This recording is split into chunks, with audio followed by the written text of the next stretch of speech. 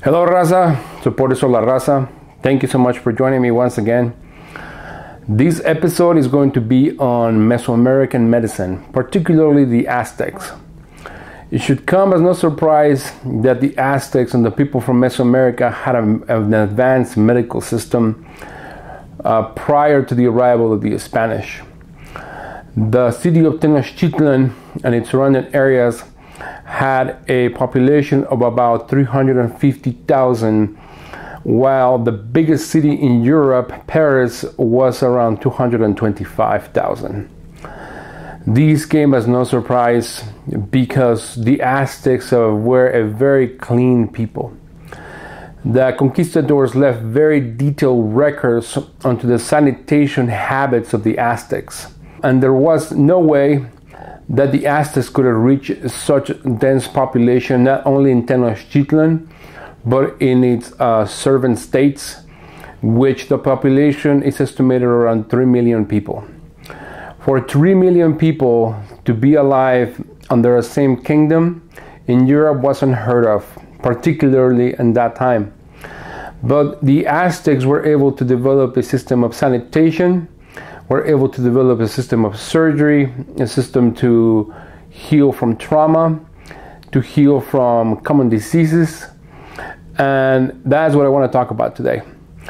Thank you very much, and let's go.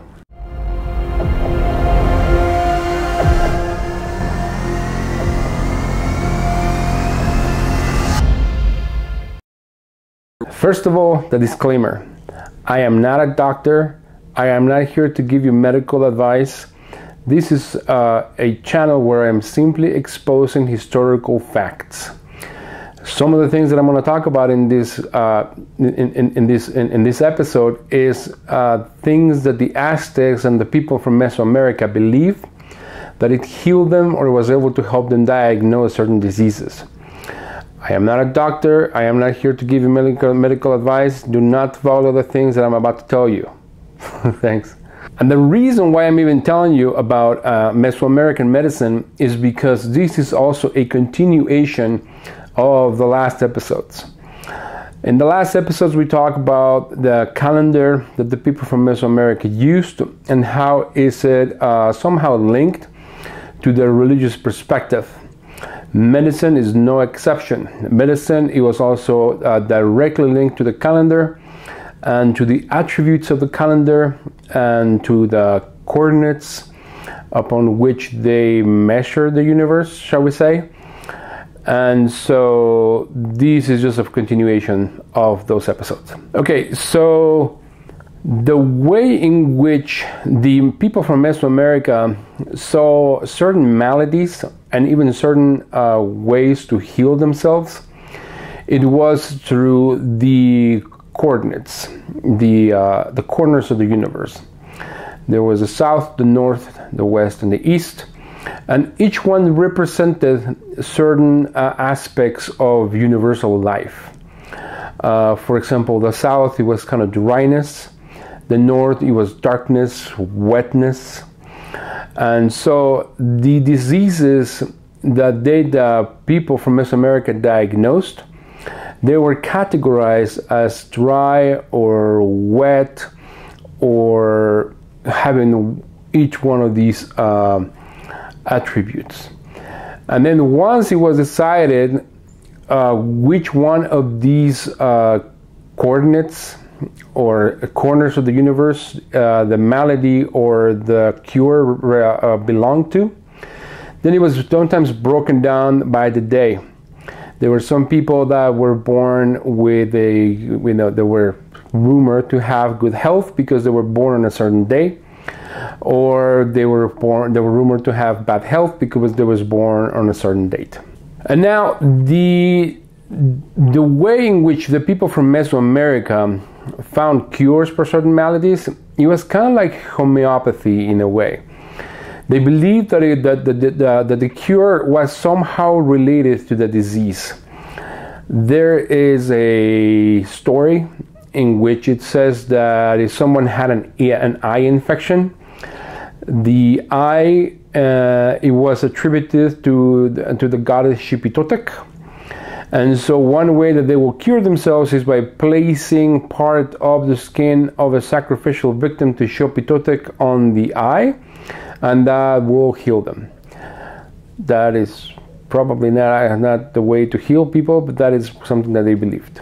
And also, which was a little bit more accurate in my opinion, I think, it was the way in which they were able to make sense of plants and minerals to heal a certain person. This is kind of like alchemy, where there are correspondences between minerals or plants to days, which the days represent astrological movements or astronomical movements. And so therefore there were attributions of its healing properties based on their astronomical calendar base attributes. For example, if someone was bitten by a spider, the shaman or the person that cured people, he or she mashed up the spikes of a rose or a similar type of plant, and it rubbed the pulp on the wound, and it also gave the patient to drink a tea made out of these spikes. The rationale behind this was that the spike of the spider is similar to the spike of a rose or a similar type of plant. I know it's kind of like similar to homeopathy, but not really. And as I said, the calendar was crucial to try to diagnose certain diseases or to find certain cures. And of course, like the Maya calendar, there were different types of calendars that attributed to this type of tradition. They follow the lunar calendar or they follow the solar calendar. And in some of them, they just kind of make sense in the way in which the people from Mesoamerica, the Aztecs particularly, or at least this where we get more of our information regarding this topic, is more of a when the earth is either alive or weak. So for example, in winter, the earth is weak, and so therefore the plants of that were supposed to heal did not have the strength to heal well enough, and so they had to harvest certain plants for them to be able to make certain remedies, and they are also sometimes non-existent. And this also plays along with the drama of the calendar, as I described in the last episode, where certain gods have more strength in certain seasons than other seasons. And this plays just conjointly with the strength of a particular plant that is attributed to a particular god and of course to a particular season of the calendar. And of course there were certain dates where they repeated, where for example the day of Quack. And the day of Quack, whoever was born on that particular day, it was supposedly destined to have bad health. And not only bad health, sometimes it got a little bit specific. People that were born on 7 Cuautli, they were rumored to have bad hearts. Now, much like in some ancient Paracelsian alchemy, the Aztecs broke down the way in which they diagnose certain diseases based on their gods. For example, the head belonged to a certain god, or skin belonged to a certain god, the heart belonged to a certain god, and so therefore the way in which they diagnose or cure certain diseases, it was through those designations. And even to this day, still people in Mexico believe that they can contract certain diseases based on the season. For example, when I was a kid, my mom used to tell me not to go outside without a coat in the middle of the winter, even though in Mexico it doesn't get really cold, because I will catch pneumonia. Of course, pneumonia is not caught by the temperature of the body. It is caught by either a virus or bacteria, but it is not caught by a particular season. But in Mexico, there's still that tradition of certain seasons can contribute to contracting certain diseases. And when it came to mass disease or plagues, things got a little bit even more esoteric. For example, the god that was blamed for mass diseases was Tezcatlipoca, because he was black and there was a darkness attributed to the unknown of how was disease contracted and how did it get propagated. And so the different gods were attributed to certain diseases, but Tezcatlipoca certainly gets the cake for being responsible for the plagues and mass disease. And of course, since there is a god, there has to be a priest. And there were certain wizards, I guess, shall we say, that were responsible for people getting sick. And this particular wizard was called Tlatecolotl, and it basically means owl man or person owl. I don't know why the Mesoamericans equated the owl or a person that's kind of like an owl with getting people sick, or even sometimes with getting them healthy back up again.